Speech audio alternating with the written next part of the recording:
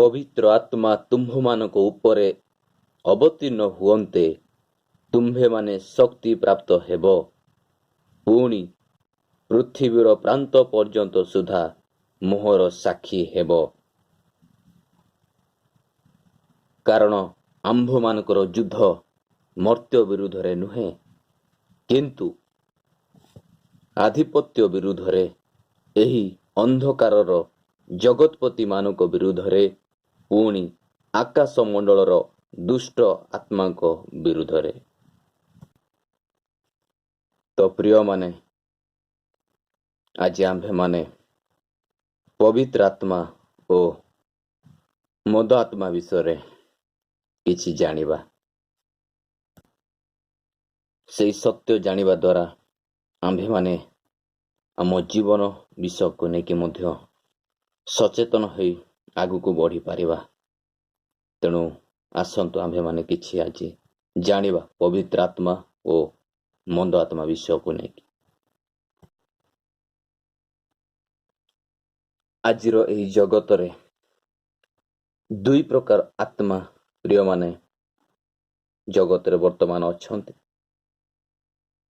ଗୋଟିଏ ହେଲା ପବିତ୍ର ଆତ୍ମା, ଅନ୍ୟଟି ହେଲା ମନ୍ଦ ଆତ୍ମା, ଯେ ଆମେ କହୁଛେ ଭୂତ ପ୍ରେତର ଆତ୍ମା, ବିଭିନ୍ନ ସେଇ ଆତ୍ମା, ସେମାନଙ୍କୁ ଆମେ ମନ୍ଦ ଆତ୍ମା ବୋଲି କହୁ, ଯାହାକୁ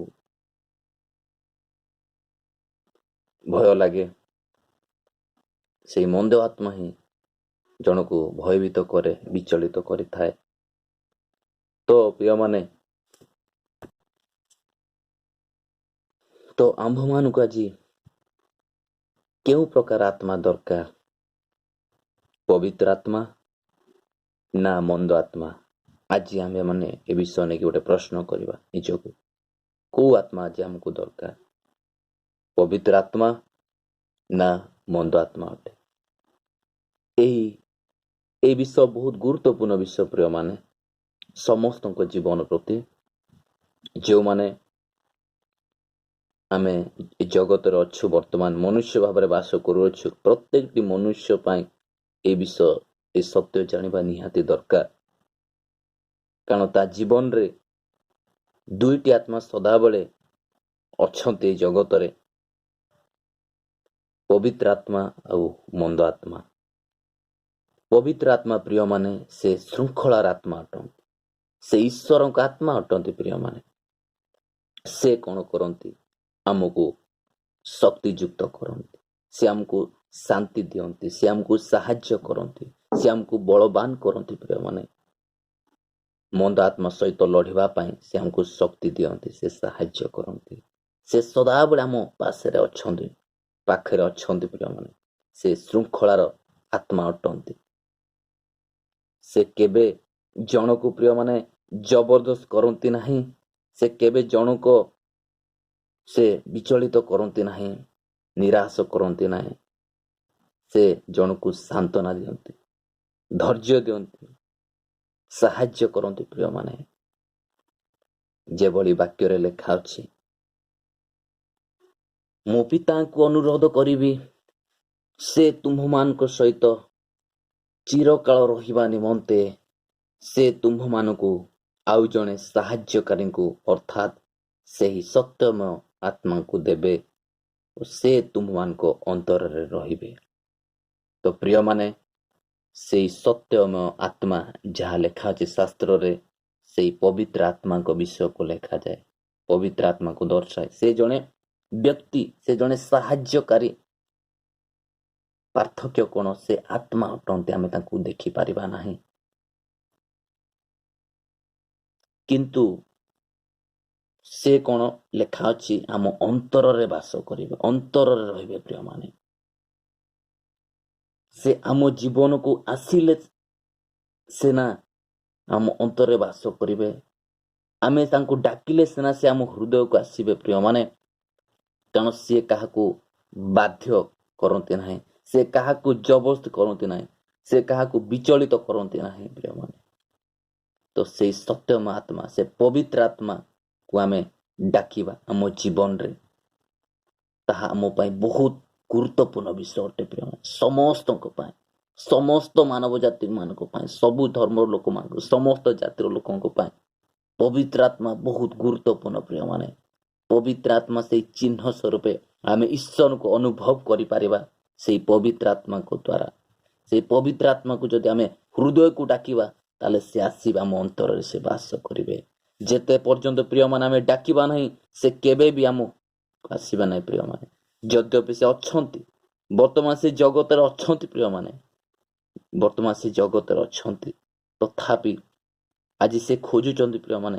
ସେ ଦେଖୁଛନ୍ତି କିଏ ମତେ ଡାକିବ, କିଏ ମତେ ହୃଦୟକୁ ଡାକିବ, ତା ହୃଦୟକୁ ମୁଁ ଯିବି, ତା ହୃଦୟରେ ମୁଁ ବାସ କରିବି, ତାକୁ ମୁଁ ସାହାଯ୍ୟ କରିବି, ତାକୁ ମୁଁ ଶକ୍ତି ଦେବି, ତାକୁ ମୁଁ ଶାନ୍ତି ଦେବି, ସବୁ ପରିସ୍ଥିତି ସବୁ ବିଷୟ ରକ୍ଷା କରିବି ବୋଲି ସେଇ ପବିତ୍ର ଆତ୍ମା ଆଜି ପ୍ରିୟମାନେ ସେ ପ୍ରସ୍ତୁତ ହେଇକି ଅଛନ୍ତି। ତ ସେ ଲେଖା ଅଛି କଣ, ପବିତ୍ର ଆତ୍ମା ତୁମମାନଙ୍କ ଉପରେ ଅବତୀର୍ଣ୍ଣ ହୁଅନ୍ତେ ତୁମାନେ ଶକ୍ତି ପ୍ରାପ୍ତ ହେବ। ସେ ପବିତ୍ର ଆତ୍ମା ଆମଙ୍କ ଜୀବନ ଆସିଲେ ଆମେ କଣ ଶକ୍ତି ପ୍ରାପ୍ତ ହେଇପାରିବ ପ୍ରିୟମାନେ, ବଳବାନ ହେଇପାରିବ, ଶକ୍ତିଯୁକ୍ତ, ଆନ୍ତରିକ ପୁରୁଷ ଷ୍ଟ୍ରଙ୍ଗ ହେଇପାରିବ, ବଳବାନ ହେଇପାରିବ, ସାହସ ଆସିବ, ଭୟ ଚାଲିଯିବ, ନିରାଶ ଚାଲିଯିବ, ଅଶାନ୍ତି ଚାଲିଯିବ। ଆମେ ସେଇ ମନ୍ଦ ଆତ୍ମା ସହିତ, ମନ୍ଦ ଶକ୍ତି ସହିତ ଆମେ ଯୁଦ୍ଧ କରିପାରିବା। ଭୂତ ପ୍ରେତ ଆତ୍ମା ଯୋଉ ତାକୁ ମନ୍ଦ ଆତ୍ମାକୁ, ତା ସହିତ ଆମେ ଯୁଦ୍ଧ କରିପାରିବା ପବିତ୍ର ଆତ୍ମାଙ୍କ ଶକ୍ତିରେ ପ୍ରିୟମାନେ। ତ ପବିତ୍ର ଆତ୍ମାକୁ ଆପଣ ହୃଦୟକୁ ଡାକନ୍ତୁ ପ୍ରିୟମାନେ, ସେ ଆପଣ ହୃଦୟକୁ ଆସିବେ। ସେ ଦେଖୁନାହାନ୍ତି କୌଣସି କେତେ ବଡ଼ ଲୋକ, ବଡ଼ କି ସାନ, ସେ କୌଣସି ଦେଖୁନାହାନ୍ତି କେତେ ସେ ଧନୀ କି ଗରିବ, ସେଇ ବିଷୟ ସେ ଦେଖନ୍ତି ନାହିଁ ପ୍ରିୟମାନେ। ଆପଣଙ୍କୁ ହୃଦୟକୁ ସେ ଦେଖନ୍ତି। ଆପଣଙ୍କୁ ହୃଦୟକୁ ଡାକନ୍ତୁ, ଗୋଟେ ବିଷୟ କୁହନ୍ତୁ, ପବିତ୍ର ଆତ୍ମା ତୁମେ ଆସ, ମୋ ହୃଦୟକୁ ଆସ, ମୁଁ ଚାହୁଁଛି, ମତେ ତୁମର ଦରକାର ଅଛି, ତୁମେ ମତେ ସାହାଯ୍ୟ କର ବୋଲି ଏଇ ବିଷୟ ଆପଣ ହୃଦୟର ସହିତ ଆପଣ ପ୍ରାର୍ଥନାରେ ଈଶ୍ୱରକୁ ମାଗନ୍ତୁ ପ୍ରିୟମାନେ। ସେ ନିଶ୍ଚିତ ଆସିବେ, ଆପଣଙ୍କ ହୃଦୟକୁ ଆସିବେ, ଆପଣଙ୍କ ଜୀବନରେ ପରିବର୍ତ୍ତନ ନିଶ୍ଚିତ ହବ, ନିଶ୍ଚିତ ପରିବର୍ତ୍ତନ ହବ ପ୍ରିୟମାନେ। କାରଣ ପବିତ୍ର ଆତ୍ମା ସେ ସତ୍ୟ ଆତ୍ମା, ସେ ମିଥ୍ୟା ଆତ୍ମା ନୁହନ୍ତି, ସେ ମିଛ କହନ୍ତି ନାହିଁ ପ୍ରିୟମାନେ। ତେଣୁ ସେ ପବିତ୍ର ଆତ୍ମାଙ୍କ ବିଷୟକୁ ନେଇକି ଆମେ ସତର୍କ ହେବା ପ୍ରିୟମାନେ। ପବିତ୍ର ଆତ୍ମାକୁ ଆପଣ ବାକ୍ୟରେ ଲେଖା ଅଛି ଶାସ୍ତ୍ରରେ, ତୁମ୍ଭେମାନେ କଣ ଜାଣିନ, ତୁମ୍ଭେମାନେ ଈଶ୍ୱରଙ୍କ ମନ୍ଦିର। ଆମ୍ଭେମାନେ ଈଶ୍ୱରଙ୍କ ମନ୍ଦିର ପ୍ରିୟମାନେ। ପ୍ରଭୁଙ୍କର ଆତ୍ମା ଆମ ଶରୀରରେ ବାସ କରିବା ପାଇଁ ଇଚ୍ଛା କରନ୍ତି। ପ୍ରଭୁଙ୍କର ଆତ୍ମା, ଆମ୍ଭେମାନେ ଯଦି ମନ୍ଦିର, ଯଦି ଆମେ ଦେଖିବା ମନ୍ଦିରରେ କେଉଁମାନେ ଥାନ୍ତି, ଦେବତା ମାନେ ଥାନ୍ତି, ମୂର୍ତ୍ତି ମାନେ ଥାନ୍ତି, ତାଙ୍କୁ ଯାଇକି ଲୋକମାନେ ପୂଜା କରିଥାନ୍ତି। କିନ୍ତୁ ଶାସ୍ତ୍ରରେ କହେ ଯେ ତୁମେ ମାନେ ଈଶ୍ୱରଙ୍କ ମନ୍ଦିର। ଆଜି ଆମେ ମାନେ ଗୋଟେ ଗୋଟେ ମନ୍ଦିର ପ୍ରିୟମାନେ। ତାହେଲେ ଏଇ ମନ୍ଦିରରେ ଈଶ୍ୱର ବାସ କରିବା ପାଇଁ ଚାହାନ୍ତି, ଆମ ହୃଦୟରେ ବାସ କରିବା ପାଇଁ ଚାହାନ୍ତି। ତେଣୁ ସେ କହନ୍ତି ପବିତ୍ର ଆତ୍ମାଙ୍କୁ ଦୁଃଖ ଦିଅ ନାହିଁ, ପବିତ୍ର ଆତ୍ମାକୁ ତୁମ ହୃଦୟରେ ଜାଗା ଦିଅ, ଯିଏ କେହି ମାଗିବ ସେ ପାଇବ। ପ୍ରଭୁ କହନ୍ତି ମାଗ ତୁମକୁ ଦିଆଯିବ, ମାଗ ତୁମକୁ ଦିଆଯିବ, ଖୋଜ ତୁମେ ପାଇବ, ଦ୍ୱାର ଆଘାତ କର ଖୋଲାଯିବ ବୋଲି। ତ ଆଜି ପବିତ୍ର ଆତ୍ମାକୁ ଯିଏ କେହି ଏଇ ଚ୍ୟାନେଲ ଦ୍ୱାରା ଆପଣ ଶୁଣୁଛନ୍ତି, ଯିଏ କେହି ହଉ ପଛେ ଆପଣ ପ୍ରିୟମାନେ ମାଗନ୍ତୁ ପବିତ୍ର ଆତ୍ମାକୁ। ଈଶ୍ୱର କୁହନ୍ତୁ, ହେ ପରମେଶ୍ୱର, ତୁମ ଆତ୍ମା ମତେ ଦରକାର, ଆସ ଆତ୍ମା ମତେ ଦିଅ ବୋଲି କୁହନ୍ତୁ। ସେ ନିଶ୍ଚିତ ଆସିବେ ପ୍ରିୟମାନେ, ଆପଣଙ୍କ ଜୀବନ ସେ ପରିବର୍ତ୍ତନ କରିବେ। ଆପଣ ଚିହ୍ନ ସ୍ୱରୂପ ଅନୁଭବ କରିପାରିବେ, ଆପଣ ପ୍ରମାଣ ପାଇପାରିବେ, ଚିହ୍ନ ପାଇପାରିବେ, ଆଉ ଅନ୍ୟମାନଙ୍କୁ ମଧ୍ୟ ଆପଣ କହିପାରିବେ ପ୍ରକୃତରେ ପବିତ୍ର ଆତ୍ମା ଜଣେ ଅଛନ୍ତି ବୋଲି। ତେଣୁ ପବିତ୍ର ଆତ୍ମା ବହୁତ ଗୁରୁତ୍ୱପୂର୍ଣ୍ଣ ବିଷୟ ପ୍ରିୟମାନେ। ପବିତ୍ର ଆତ୍ମାକୁ ଆପଣ ହୃଦୟକୁ ଡାକନ୍ତୁ। ବର୍ତ୍ତମାନ ଆମେ ଚିନ୍ତା କରିବା ପ୍ରିୟମାନେ ମନ୍ଦ ଆତ୍ମା ବିଷୟରେ। ମନ୍ଦ ଆତ୍ମା, ଭୂତ ପ୍ରେତର ଆତ୍ମା ଯୋଉ କହୁଛେ ପ୍ରିୟମାନେ, ଭୂତ ପ୍ରେତ ଆତ୍ମା ଏଇ ଜଗତରେ ଅସଂଖ୍ୟ ପ୍ରିୟମାନେ, ଅସଂଖ୍ୟ ଅଛନ୍ତି। ସେଇ ମନ୍ଦ ଆତ୍ମା, ବିଭିନ୍ନ ଆତ୍ମା ଅଛନ୍ତି ପ୍ରିୟମାନେ, ଯାହାକୁ ଆମେ ଭୟଭୀତ କରୁ, ରାତିରେ ଭୟଭୀତ ହଉ, ବିଚଳିତ କରୁ, କାରଣ ସେଟା ପ୍ରକୃତରେ ସେ ଅଛନ୍ତି। ଏଭଳି ଲେଖା ଅଛି ଏଠାରେ, କାରଣ ଆମ୍ଭମାନଙ୍କର ଯୁଦ୍ଧ ମର୍ତ୍ତ୍ୟ ବିରୁଦ୍ଧରେ ନୁହେଁ, କିନ୍ତୁ ଆଧିପତ୍ୟ ବିରୁଦ୍ଧରେ, ଏହି ଅନ୍ଧକାରର ଜଗତପତି ମାନଙ୍କ ବିରୁଦ୍ଧରେ, ପୁଣି ଆକାଶ ମଣ୍ଡଳର ଦୁଷ୍ଟ ଆତ୍ମାଙ୍କ ବିରୁଦ୍ଧରେ ପ୍ରିୟମାନେ।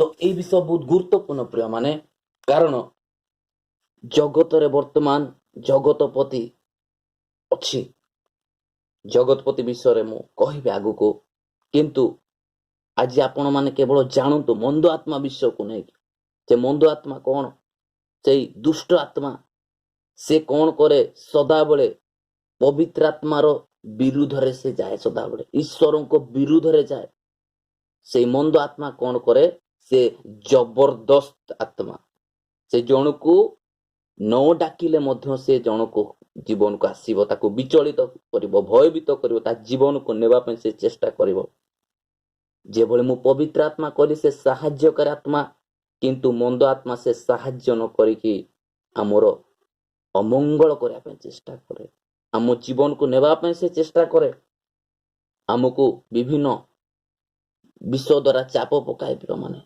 पाप कार्य करिया पे से हमको उस्काए आमे तार चाल चातुर आमे जानी पार न थाउ कारण से मंद आत्मा प्रिय माने तो एठी लेखा आम मान को युद्ध मर्त्य विरुद्ध रे नहीं ए लोक मान को विरुद्ध रे नुह आमे बेले बेले कौन हुए लोक मान को सो लोक मान का आमे गाली करथाउ सेमती कला से सेमती कला बोली किंतु प्रिय माने आपण माने जानिबा दरकार से लोक को किए यूज करूछ को आत्मा यूज करूछ पवित्र आत्मा ना मंद आत्मा ही जन को उस्काए प्रिय माने चेष्टा करे जन को अंतरे कार्य करके से कौन करिवो ता द्वारा अन्य मान को निरुत्साह करिवो विचलित करिवो भयभीत करिवो निंदा अपमान थटा परिहास करिवो जगतपति असंख्य प्रिय मान अछंते मंद आत्मा से दुष्ट आत्मा ताको आमे कहूचे बहुत जगत लोक अछंती से मंद आत्मा जी कीटाणु भाव रे सब अछंती माने से चेष्टा करुछ विचलित करबा पय भयभीत करबा पय तेनु आमे सतर्क हेबा दरकार तार सत्य को आमे जानिबा दरकार प्रिय माने कारण बहुत गुरुत्वपूर्ण विषयटा आम जीवन निमंते प्रिय माने कारण शास्त्र रे भली लेखा अछि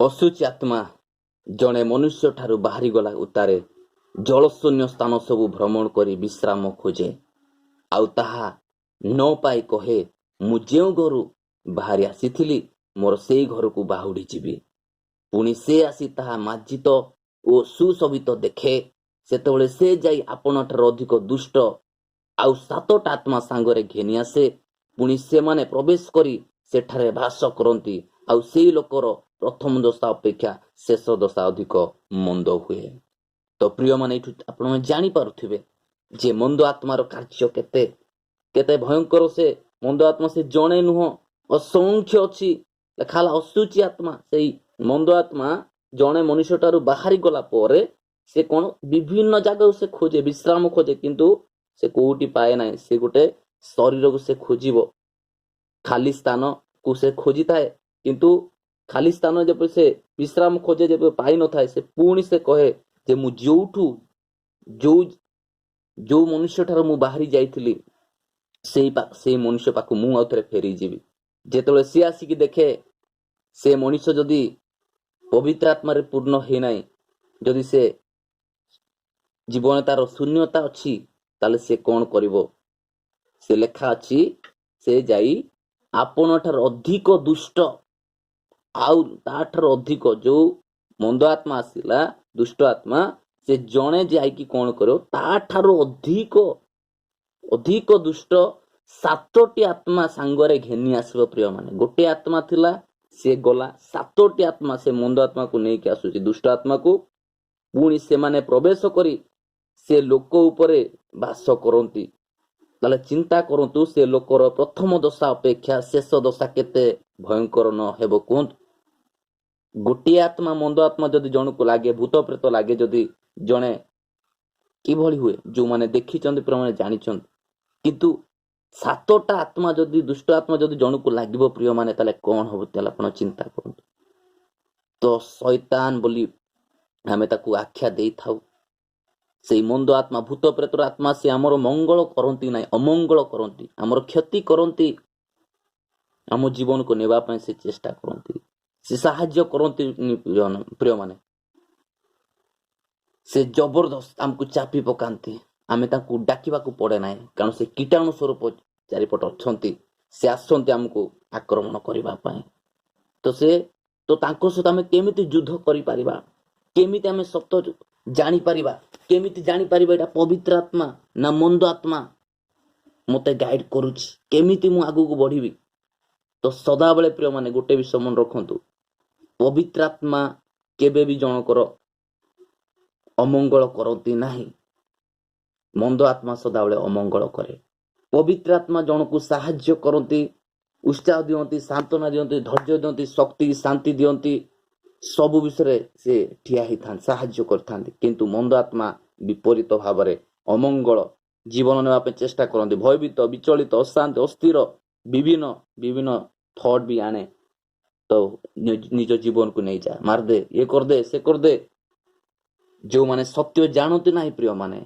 से माने भूल वशत से मंद आत्मा द्वारा चालित हो निजर जीवन नहीं जाती प्रिय माने तेणु आज ये सत्य आपण मन भलरे जानतु जो माने शुणुचंद प्रिय माने प्रत्येक लोक को मु कहूची से बड़ हो बा सान हो समस्ते ये सत्य को आम जाना निहाती दरकार प्रिय माने पवित्र आत्मा आउ मंद आत्मा पवित्र आत्मा को आपण को हृदय को डाकंतु मंद आत्मा आपण ठाउ चली जीव प्रिय माने मंद आत्मा को आपण को डाकिया को पड़िबो ना सी ऑलरेडी जगी के अच्छी प्रिय माने केतला हमको ग्रास करबा पई तेणु आम सचेतन हवा दरकार तेणु ईश्वर को साहाय्य बिना आम किछि करि परिबा ना तो आज आमको आम पर रहिला प्रिय माने आज हमको को आत्मा दरकार पवित्र आत्मा दरकार ना मंद आत्मा दरकार यदि आपण पवित्र आत्मा को चाहती तो पवित्र आत्मा को आपण डाकंतु ईश्वर को मागंतु जीशु कहले मो नाम रे पिता को तुम्हें जहा किछि मागियो ता तुम्हें पाइबो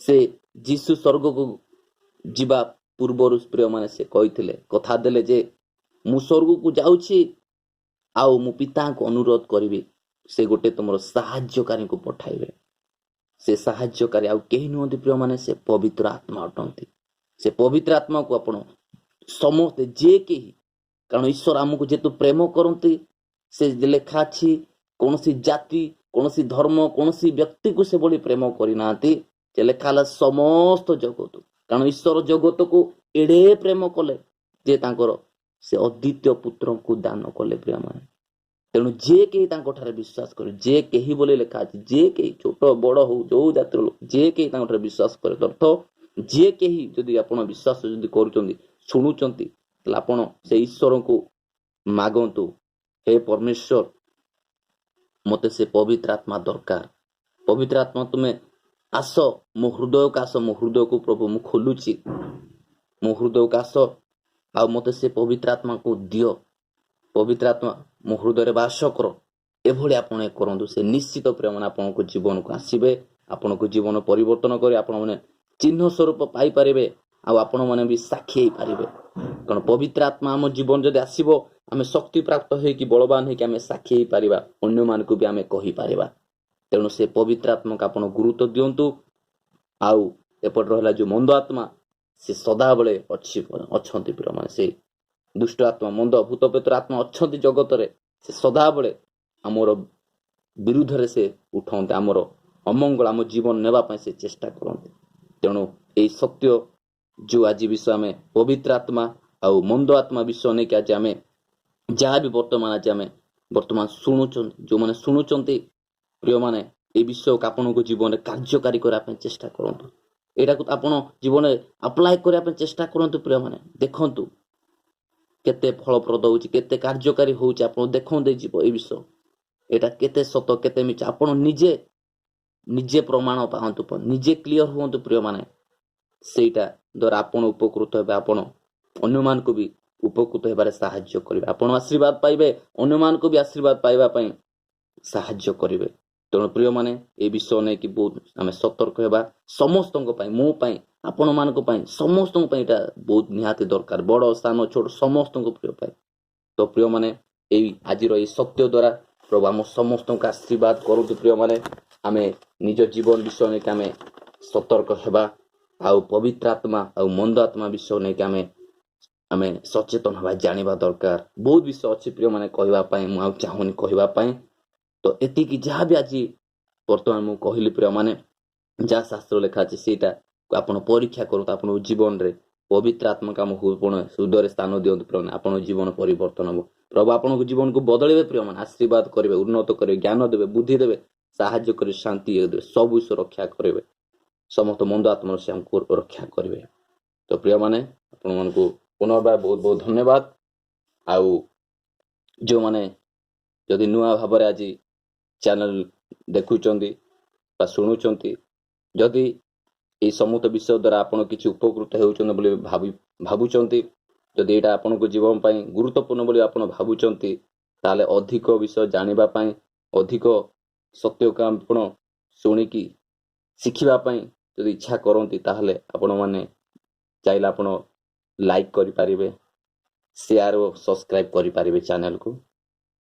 ତେଣୁ ଆପଣ ତାହା କରନ୍ତୁ, ଅନ୍ୟମାନଙ୍କୁ ବି ପଠାନ୍ତୁ, ସେୟାର କରନ୍ତୁ, ସବସ୍କ୍ରାଇବ୍ କରନ୍ତୁ। ତା ଆପଣଙ୍କ ପାଇଁ ମଧ୍ୟ ବହୁତ ଉପଯୁକ୍ତ ହେବ। ଆଉ ଯେଉଁମାନେ ବି ନୂଆ ବିଲିଭର ଅବିଶ୍ୱାସୀ, ସେମାନେ ବିଶ୍ୱାସୀ ନୁହଁ, ତଥାପି ସେମାନଙ୍କୁ ମଧ୍ୟ ଯାହାକୁ ବି ଆପଣ ସେୟାର କରନ୍ତୁ। ଏଇଟା ପ୍ରତ୍ୟେକଟି ମନୁଷ୍ୟ ପାଇଁ ପ୍ରିୟମାନେ ଏ ବିଷୟ ଦରକାର ପ୍ରିୟମାନେ। ତେଣୁ ଆପଣ ସମସ୍ତଙ୍କ ପ୍ରଭୁ ଆଶୀର୍ବାଦ କରନ୍ତୁ। God bless you. Thank you.